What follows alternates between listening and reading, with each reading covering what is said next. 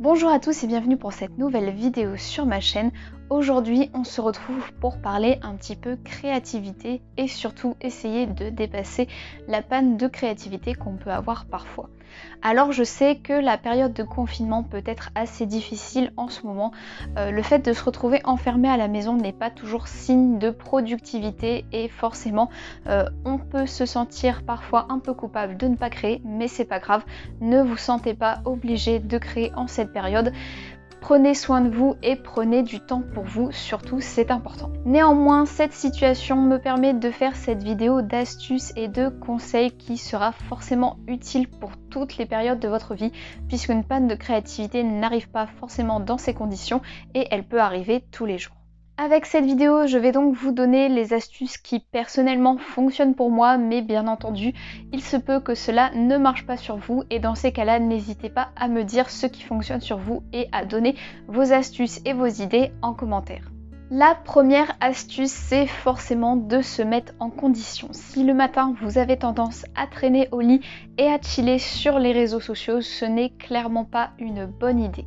Il vaut mieux vous lever tout de suite et aller vous habiller, puisque traîner en pyjama et se décider à créer en pyjama, même si c'est confortable, n'est pas forcément une très bonne idée. Personnellement, je suis adepte des vêtements assez confortables, mais néanmoins, je préfère être habillée. Considérez que c'est comme télétravailler et télétravailler en pyjama, ça donne pas forcément envie de le faire, alors il vaut mieux aller passer une chemise et un jean. Le deuxième conseil qui va avec le premier, si comme moi vous avez tendance à regarder les réseaux sociaux au saut du lit alors que ce n'est franchement pas une bonne idée, c'est d'arrêter de se comparer aux autres. Même si les réseaux sociaux, Instagram, Pinterest sont super intéressants puisqu'on va trouver une source d'inspiration énorme, je vais pas vous mentir, moi aussi je fais ça et je regarde ce qui se fait sur les réseaux sociaux. D'ailleurs je trouve que ce que font les gens est génial, mais on a tendance parfois à se comparer et c'est peut-être une très mauvaise idée. Et j'ai envie de vous dire que bien que ce soit une grande source d'inspiration, vous allez perdre énormément de temps et c'est du temps que vous pourriez mettre à profit pour créer. Le troisième conseil consiste à ranger son espace de travail. Personnellement, que ce soit pour la créativité ou pour toute autre chose, si je vois que c'est le bordel, je vais vraiment avoir du mal à m'y mettre et la première chose que je vais faire, c'est ranger. Alors forcément, si vous voulez créer, mais que comme moi, vous avez tendance à entasser plusieurs choses parce que vous n'avez pas le temps de ranger, vous n'avez pas fini ce jour-là, je vous conseille vraiment de ranger votre espace de travail car ça pourra être beaucoup plus intéressant et constructif pour créer ensuite. Une autre astuce consiste peut-être à se faire un planning. Personnellement, je ne me sépare jamais de mes deux carnets fétiches.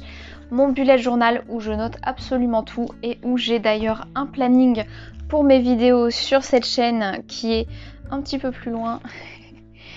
Qui est juste ici, donc je note ce que je dois filmer et poster, ce qui me permet de m'organiser, mais cela est aussi applicable pour tous les aspects de votre vie et pourquoi pas pour le côté créatif. Dans ce bullet journal, j'ai aussi une page qui me permet de faire la liste des DIY que j'ai envie de faire et surtout que je dois faire. Mais j'ai aussi ce deuxième carnet qui me permet de noter toutes les idées de vidéos ASMR que je veux faire. Donc restez organisés, si vous pouvez, faites un planning, faites aussi la liste des choses que vous avez envie de faire, mais aussi celles que vous devez faire.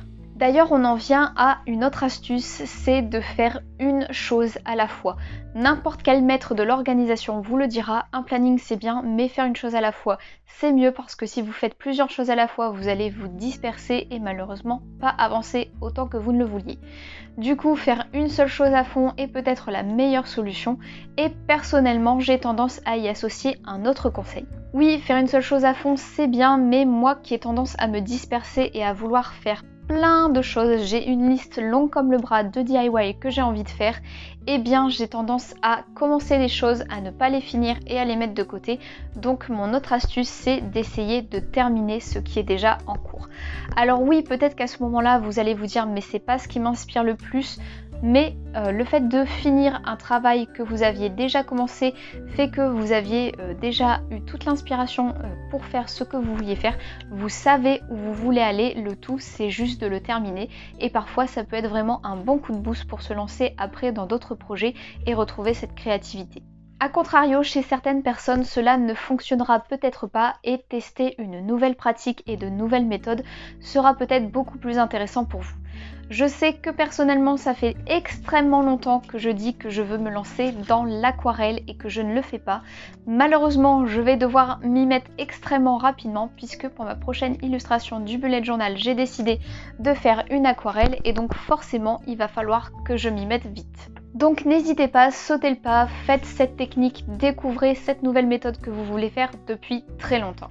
Un autre conseil qui peut s'avérer très intéressant, c'est de participer à des challenges. Je vous ai déjà parlé des challenges Draw This in Your Style dans ma dernière vidéo où je vous parlais du fait que je m'étais remis au dessin. Je trouve que c'est des challenges qui sont assez intéressants puisque même si vous n'avez pas suffisamment d'inspiration pour créer votre propre personnage et faire des dessins originaux, c'est le genre de challenge qui vous donnera une base et vous permettra de dessiner la même chose mais dans votre style et avec les petites modifications qui vous inspirent tout en gardant un minimum de cadre et de créativité déjà toute faite, on va dire, puisque vous allez donc avoir un dessin à reproduire dans votre style comme je vous le disais et cela permet donc de retrouver un petit peu de confiance en soi et de s'améliorer aussi, ce qui est peut-être très intéressant.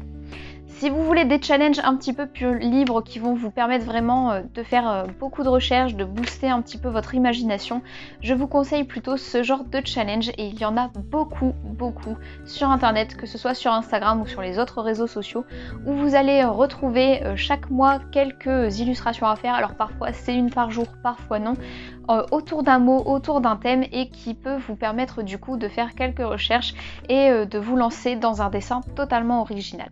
Alors bien sûr ça fonctionne pour les dessins mais je pense aussi que ça fonctionne pour les autres DIY et les autres côtés créatifs. J'ai vu des challenges de make-up donc voilà, je pense que vous allez vite trouver votre bonheur si vous cherchez sur internet. Une des idées que j'avais envie de donner, c'est de créer pour les autres. Si vous avez des fêtes d'anniversaire qui se profilent, alors je sais, c'est pas forcément la période là actuellement pour aller fêter les anniversaires des autres et c'est bien dommage. Mais si vous avez des anniversaires ou des cadeaux à offrir à vos proches ou tout simplement créer des cartes pour donner des nouvelles à vos proches, c'est le moment de créer pour les autres et de pourquoi pas créer le prochain cadeau d'anniversaire que vous allez offrir. Cela va vous permettre donc de booster votre créativité puisque vous allez devoir réfléchir à ce que la personne aime, à ce que vous voulez lui offrir, à ce qui lui ferait envie et du coup de créer autour de ce sujet. Pour les cartes, c'est le moment aussi d'être inventif et de faire pas mal de petites choses puisque ce sont des choses que vous allez envoyer à votre famille, à vos proches, à vos amis et du coup c'est beaucoup plus intéressant et beaucoup plus sympathique je trouve pour les personnes qui reçoivent les cartes de recevoir quelque chose qui a été fait main et avec amour. Si malgré ces idées la créativité ne revient pas, eh bien c'est peut-être tout simplement le temps de passer à quelque chose de plus simple, peut-être de faire une pause et de respirer. Je trouve que les coloriages pour adultes un peu thérapeutiques sont super intéressants puisqu'ils permettent de se poser tout en faisant quelque chose de créatif parce que pour certains, soit la couleur est donnée, soit non, et vous allez devoir faire appel à votre imagination et à votre sens créatif donc pour colorier le dessin et tout en respirant un grand coup. Je trouve que c'est vraiment le genre de coloriage qui permet de faire le vide ou tout simplement de prendre soin de soi, de respirer, de laisser nos pensées un petit peu divaguer, un petit peu comme la méditation permet de le faire et de pas forcément se pencher sur un sujet ou alors tout simplement de vraiment se pencher sur un sujet tout en faisant quelque chose de nos mains et c'est super intéressant. Enfin, personnellement, je trouve que écouter les autres parler de leur créativité et de ce qu'ils font est franchement intéressant et personnellement, ça m'a beaucoup aidé lors de ce dernier mois puisqu'avec le confinement, j'avais vraiment du mal à être dans la rue en fait et ne pas avoir ce bruit de fond qui est les voitures alors que je déteste ça hein. Personnellement le fait de voir plein de voitures passer ça au bout d'un moment et voilà et autant là les premières semaines étaient vraiment difficiles parce que ça me rendait très anxieuse en allant travailler donc j'ai décidé d'écouter le podcast fait main et très franchement écouter ces créatrices parler de ce qu'elles font, de leur créativité, de leur légitimité était vraiment intéressant et ça m'a permis de prendre conscience de quelque chose que je faisais absolument tout le temps, c'est-à-dire de me dire je ferai ça plus tard alors que pourquoi le faire plus tard? Lancez-vous, faites-le, personne ne va vous juger ou vous critiquer. Si vous avez envie de le faire, c'est le moment de le faire et il vaut mieux le faire tout de suite plutôt que le remettre à plus tard parce que clairement, comme l'aquarelle, ça fait plus d'1 an que je me dis que je vais me lancer et je n'ai toujours pas fait.